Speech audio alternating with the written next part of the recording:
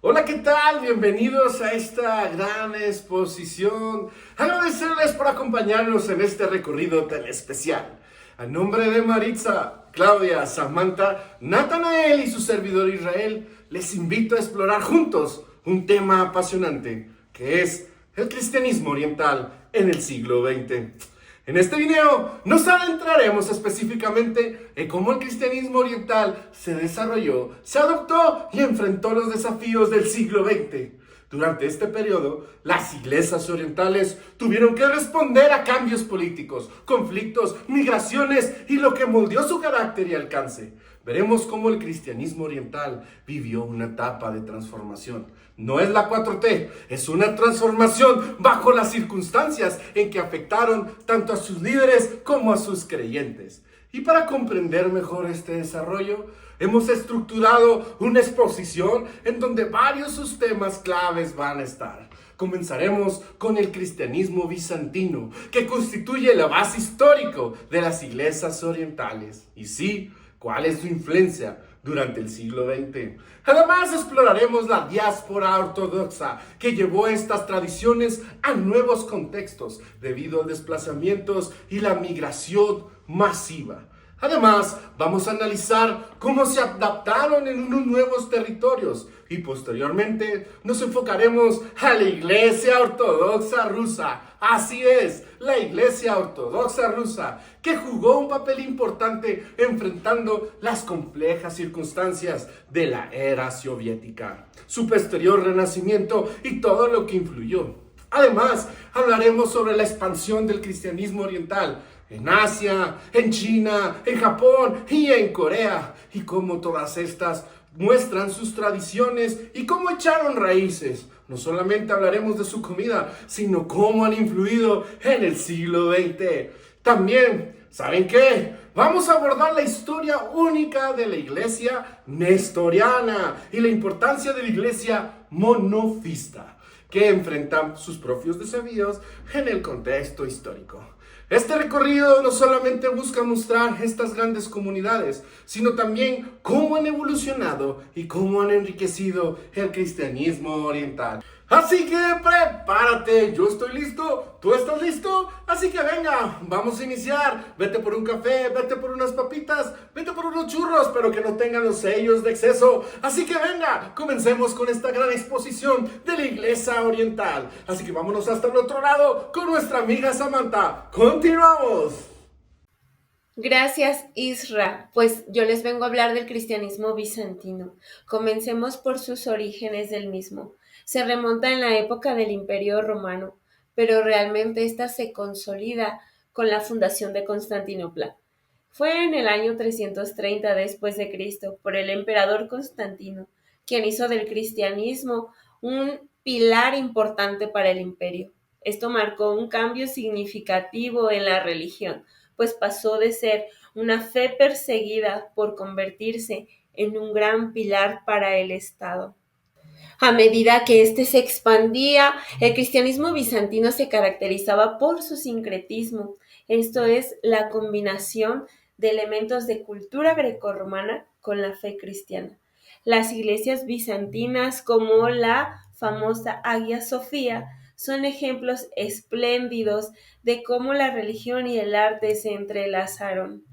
Para esto, la iconografía, que incluye todos los elementos religiosos, se convirtió en un elemento muy fundamental para la espiritualidad bizantina, reflejando la conexión entre lo divino y lo humano. Ahora hablemos de la teología sobre el cristianismo bizantino. Este se centró en doctrinas claves, como la naturaleza de Cristo y la Trinidad. El Concilio de Nicea, allá en el año 325, fue uno de los eventos más significativos, donde se establecieron bases para el credo de Niceno, que aún es fundamental en muchas tradiciones hasta el día de hoy. Pasando al gran impacto cultural que este tuvo, no solamente fue en el cristianismo bizantino lo que influyó en la religión, sino también jugó un papel crucial en la educación y la perseverancia del conocimiento clásico. Las escuelas de Constantinopla se convirtieron en centros de aprendizaje, donde se enseñaban tanto las escrituras de la filosofía, donde también era estudiado la filosofía greco-romana. Esto ayudó a transmitir un gran legado a las generaciones futuras. Pero también lamentablemente esto se enfrentó el Imperio Bizantino a la iconoclasia. Esto fue aquella convivencia de imágenes sagradas que dividió a la Iglesia y a la sociedad. A pesar de estos desafíos, el cristianismo bizantino perduró y dejó un legado duradero donde aún se siente en el mundo ortodoxo. Y vamos a concluir diciendo que el cristianismo bizantino fue una fuerza poderosa que modeló la historia, la cultura y la religión en Europa y más allá. Pero para esto también voy a pasar con Marisa, que ella te va a contar sobre la diáspora ortodoxa. Adelante, Marisa. Muchas gracias, Sam. Hola a todos, mi nombre es Marisa Noriega y yo les voy a hablar acerca de la diáspora ortodoxa.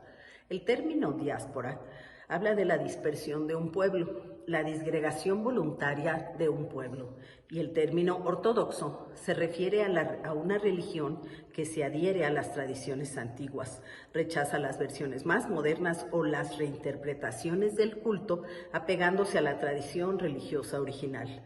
En este caso, los cristianos ortodoxos, al igual que los católicos, creen en la Trinidad, o sea, el Dios Trino, Padre, Hijo y Espíritu Santo, que es indivisible. La Iglesia Ortodoxa se separa de la Iglesia Católica en el año 1054 después de Cristo, en lo que se conoce el Gran Cisma de Oriente y Occidente, debido a las diferencias doctrinales, litúrgicas y políticas acumuladas a lo largo de los siglos. Surge principalmente por migraciones masivas, persecuciones religiosas, cambios políticos. Cuando el Imperio bizantino cae, muchos cristianos ortodoxos huyeron del dominio otomano hacia Europa Occidental y esto marca el comienzo. La diáspora ortodoxa es la dispersión de comunidades cristianas ortodoxas fuera de sus países de origen, como Grecia, Rusia, Serbia, Rumania, Bulgaria, etc. Este fenómeno se ha producido principalmente por razones económicas, políticas o sociales, y por lo regular es debido a conflictos o persecuciones. Al establecerse en otros lugares del mundo, pretenden preservar su fe, sus tradiciones y su cultura en contextos multiculturales. Se encuentran bajo la dirección de diferentes patriarcados ortodoxos como el de Constantinopla, el de Moscú o el de Antioquía, lo que a veces genera tensiones, pero al mismo tiempo ha facilitado un crecimiento del cristianismo ortodoxo en otras regiones. De esta forma, a lo largo de los siglos se han presentado circunstancias, la mayor parte de ellas forzadas, en donde los grupos religiosos tienen que huir de sus lugares de origen para preservar su vida y su fe. En el siglo XIX y XX, muchos fueron los que huyeron de Grecia, Rusia y Serbia hacia Europa Occidental y también hacia Australia. En la Revolución Rusa, por la persecución religiosa, muchos decidieron exiliarse, y así hasta el día de hoy. Estos grupos tienen como objetivo la preservación cultural. Han establecido iglesias y monasterios en sus nuevos países en donde existe la diversidad étnica.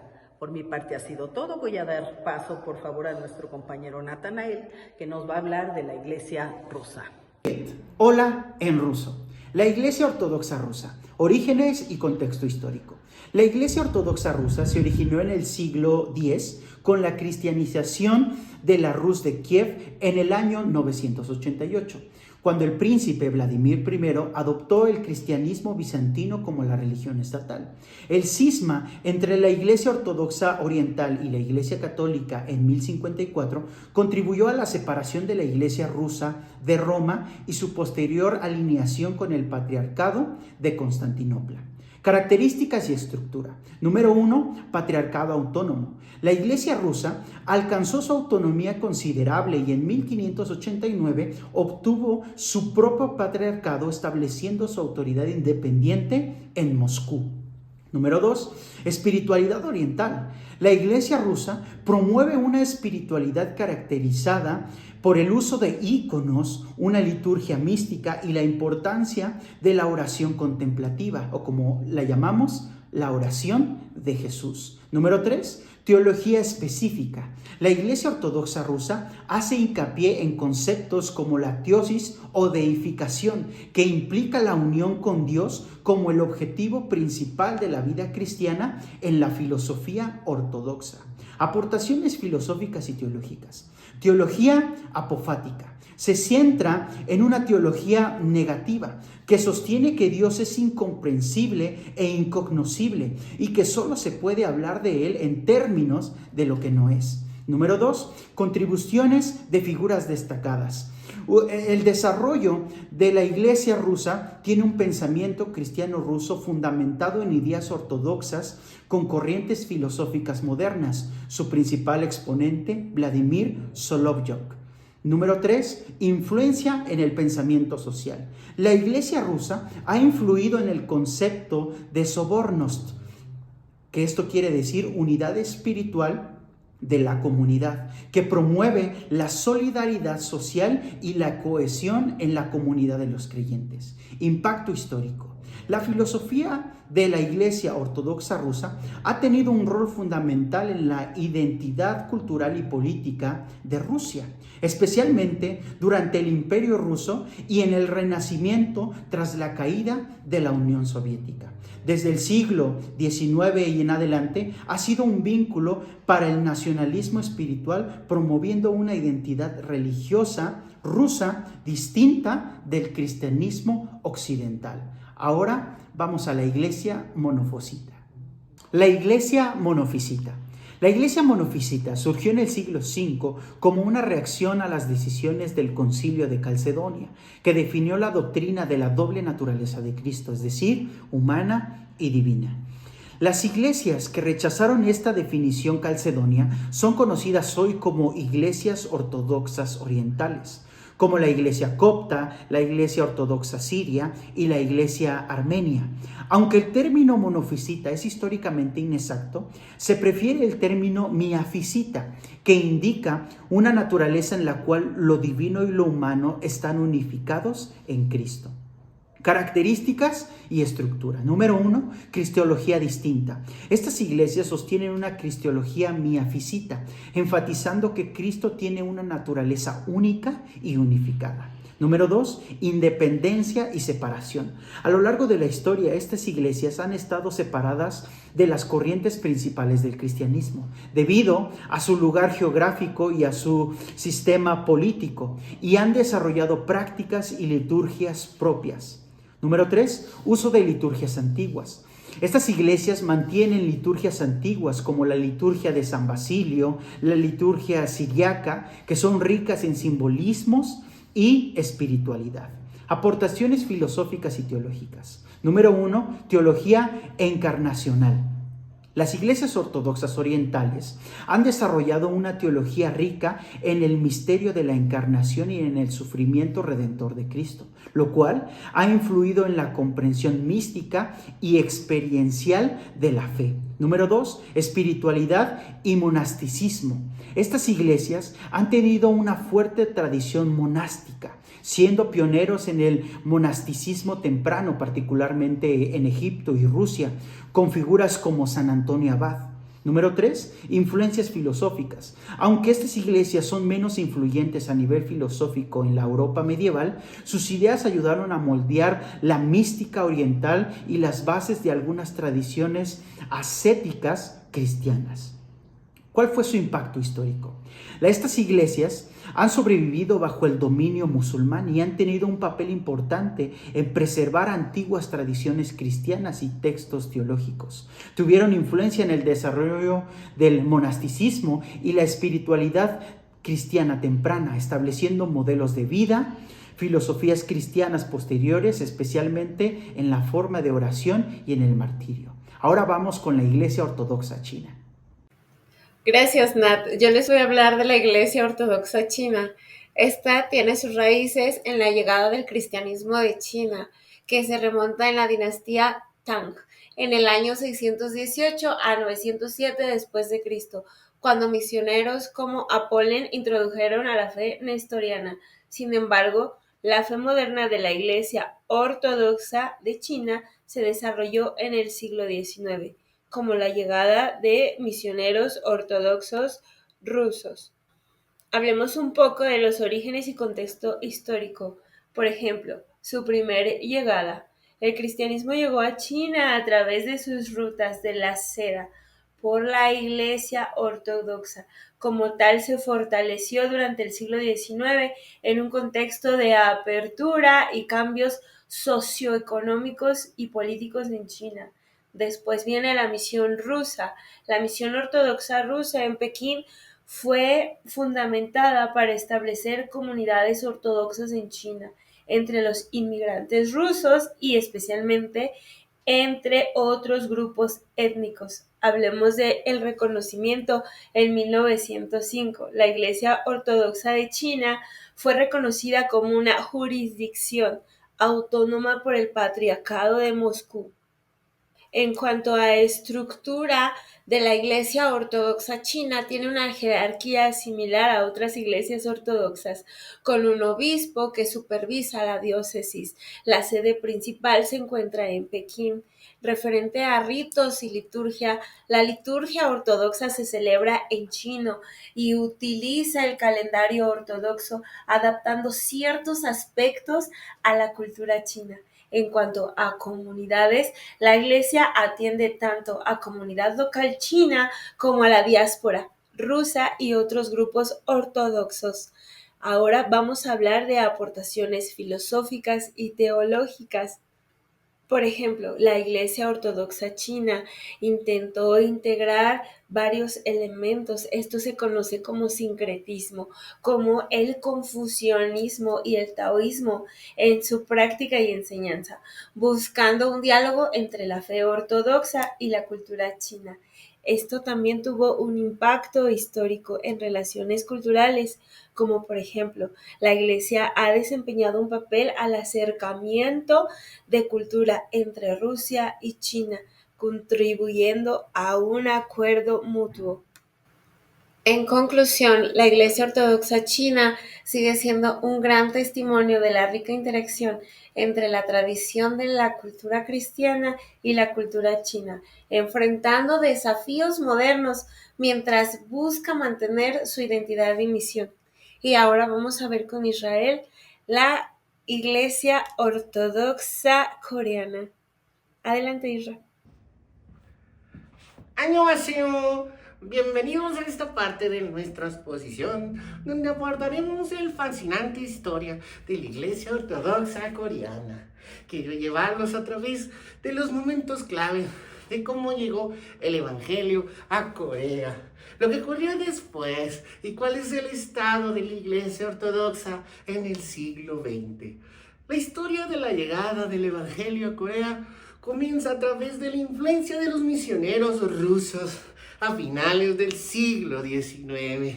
A diferencia de otras formas de cristianismo, como el protestantismo o el catolicismo, que llegaron a Corea antes, la Iglesia Ortodoxa tiene una historia un poco más reciente. Fue alrededor del año 1900 cuando el padre misionero Ambrosio, un sacerdote ortodoxo ruso, llegó a Corea para establecer una iglesia y compartir la fe ortodoxa con la población local.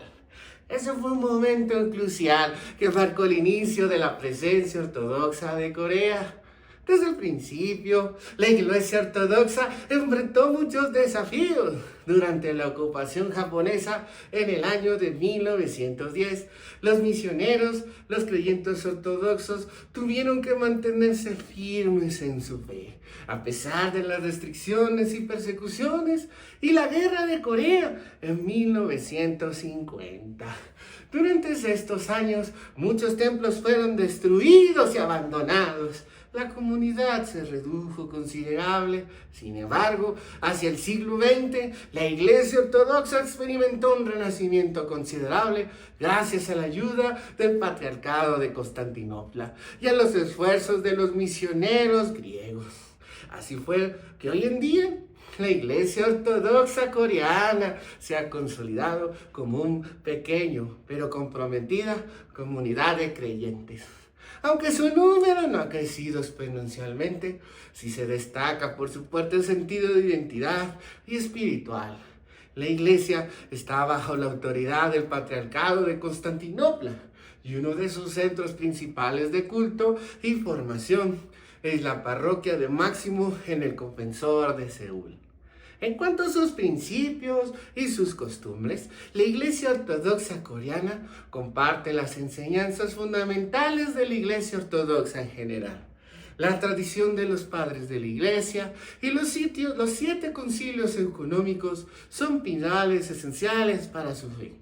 La liturgia se celebra en coreano y griego, lo que después demuestra un esfuerzo constante por hacer accesible la fe a los coreanos.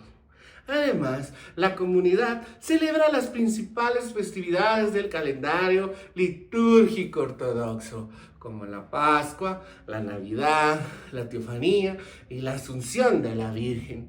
Estas celebraciones son ricas en simbolismo, con íconos, con inciensos, procesiones y cantos litúrgicos que crean un ambiente de profunda reverencia y espiritualidad.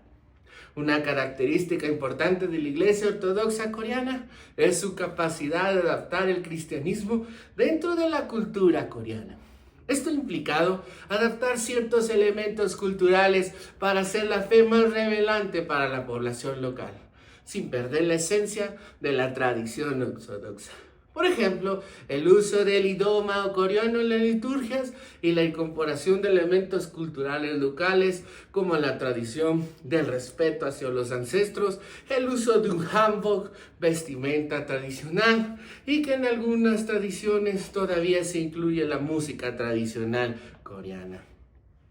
Quiero concluir que la Iglesia Ortodoxa Coreana, aunque pequeña, representa una comunidad vibrante y resiliente que ha logrado mantener viva la llama de la fe. A lo largo del siglo XX y hasta nuestros días han enfrentado persecuciones, guerras y desafíos, pero han demostrado una gran capacidad de adaptación y perseverancia. Hoy continúan comprometidos con su misión de vivir y compartir el Evangelio, perseverando los tesoros de la tradición ortodoxa, mientras buscan maneras de hacerlo relevante en el contexto coreano moderno. Quiero despedirme ahora y quiero mandar este recorrido hasta 1150 kilómetros hasta Japón, allá donde nos espera nuestra amiga Maritza, donde veremos cómo se vive la fe y exploraremos sus costumbres únicas. Así que sigamos descubriendo más sobre el cristianismo oriental y su impacto. Hanjobao, nos vemos. Muchas gracias, Josué. Nos encontramos en la diócesis de Kioto, al este de Japón, y hoy vamos a hablar acerca de la Iglesia Ortodoxa en Japón.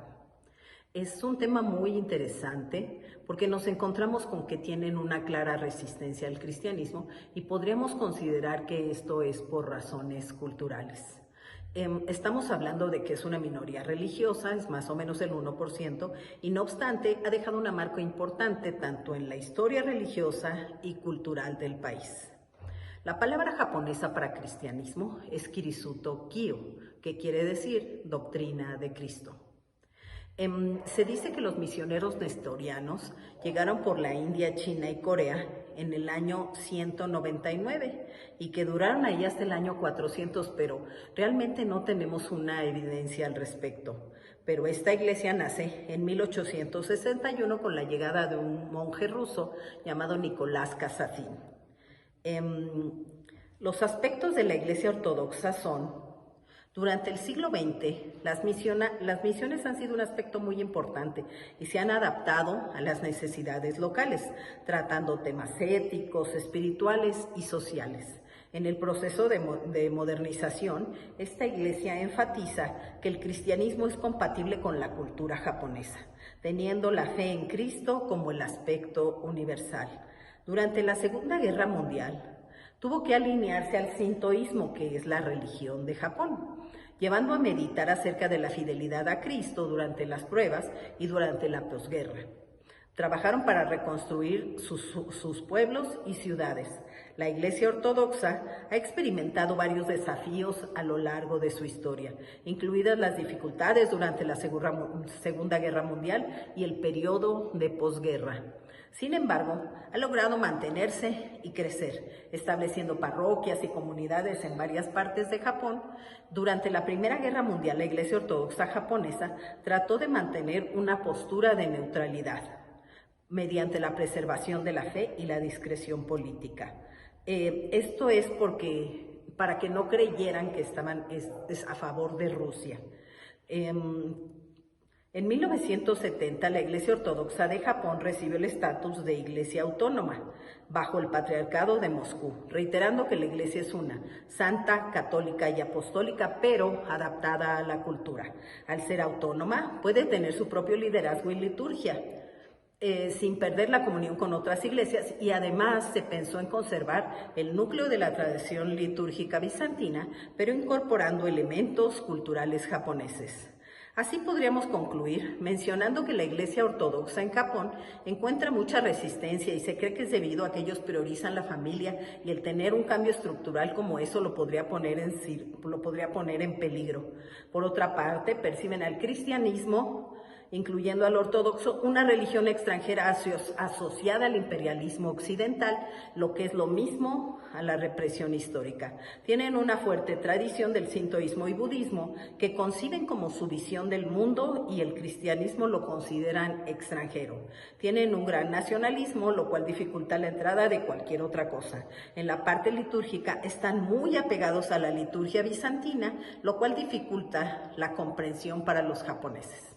Por mi parte ha sido todo y los dejo con Claudia. Muchas gracias, Mari. Bienvenidos a la Iglesia Nestoriana, también conocida como la Iglesia Asiria del Oriente, la cual tiene sus orígenes en el siglo V después de Cristo, con la controversia Teotocos-Cristotocos, en la que Nestorio, el patriarca, teólogo y obispo sirio, declara la enfatización de la separación entre las naturalezas divina y humana de Jesucristo. Como vimos, se le declara en eje al patriarca Nestorio, pero sin embargo sus seguidores se niegan a aceptar la condena y continúan predicando su doctrina. Así se establece formalmente esta iglesia en la ciudad de Edesa, actual Turquía, y se extiende rápidamente por todo el Oriente Medio y Asia Central, convirtiéndose en una de las principales iglesias cristianas en la región. La iglesia nestoriana se caracterizó por su énfasis en la separación entre la naturaleza divina y humana de Jesucristo, así como por su rechazo a la doctrina de Teotocos, la Madre de Dios, y por su compromiso con la misión y la evangelización. En cuanto a su estructura eclesiástica, esta está conformada por patriarcado, arzobispados, diócesis y parroquias. También cuenta con monasterios que se dedican a la oración y al servicio. Aunque es importante destacar que la estructura eclesiástica de la iglesia nestoriana puede variar dependiendo de la región y de la tradición local. En cuanto a sus contribuciones filosóficas y teológicas en la historia del cristianismo, podemos ver la influencia del neoplatonismo, cómo esta iglesia desarrolla la lógica y la metafísica, y también desarrolla el concepto de la doble naturaleza de Cristo. En sus aportaciones teológicas vemos que gracias a ella se desarrolla la cristología, la doctrina de la naturaleza y de la persona de Jesucristo.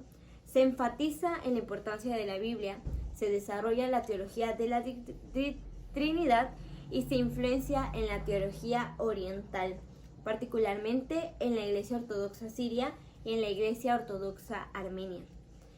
Esta iglesia tuvo un impacto significativo en la región de Oriente Medio y de Asia Central, así como en la historia del cristianismo general. Algunos de sus impactos y aportaciones más significativas fueron la difusión del cristianismo en lo que fueron todo Oriente Medio y Central, como ya lo he dicho, incluyendo China, India y Mongolia, y influyendo en arquitectura, literatura y música de varias de las regiones a las que logró alcanzar. Actualmente la iglesia nestoriana sigue teniendo un impacto significativo en la historia, pues aunque fue condenada como hereje, actualmente la iglesia siria del Oriente es la continuación moderna de la iglesia nestoriana y sigue siendo una de las principales iglesias cristianas en la región. En conclusión, el cristianismo oriental en el siglo XX experimentó una serie de cambios y desafíos significativos. Algunos de los más destacados fueron la Revolución Rusa de 1917, que trajo consigo la persecución de la Iglesia Ortodoxa rusa por parte del régimen comunista, la persecución de los cristianos en Turquía después de la Primera Guerra Mundial, lo que llevó a la expulsión de muchos cristianos ortodoxos griegos y armenios, la persecución de los cristianos en China durante la Revolución Cultural. Sin embargo, no todo fue malo para estas iglesias, pues tras la caída del comunismo en 1991, la Iglesia Ortodoxa rusa vivió una renovación. De igual manera, el cristianismo ortodoxo creció y se estableció en África y en Asia. Y la Iglesia Ortodoxa griega, junto con la Iglesia Apostólica Armenia, después de la caída del comunismo, vivieron una revitalización de sus iglesias, abriendo así entonces a que las iglesias fueran parte del Consejo Mundial de Iglesias que se formó en 1948, lo que abrió al diálogo teológico entre iglesias ortodoxas orientales, las iglesias católicas y las iglesias protestantes. Tanto así que actualmente hay una cooperación entre iglesias ortodoxas orientales y otras iglesias en áreas como la misión, la educación y la ayuda humanitaria. Así que, en resumen, el cristianismo oriental en el siglo XX experimentó desafíos y persecuciones significativas, pero también vivió un renacimiento y una revitalización en varias partes del mundo. Tanto así que las iglesias ortodoxas orientales han participado en diálogos y en cooperación con otras iglesias cristianas. Así que, por el contrario de lo que se podría pensar o decir, el cristianismo oriental no está muerto, su legado sigue vivo y su historia se continúa escribiendo.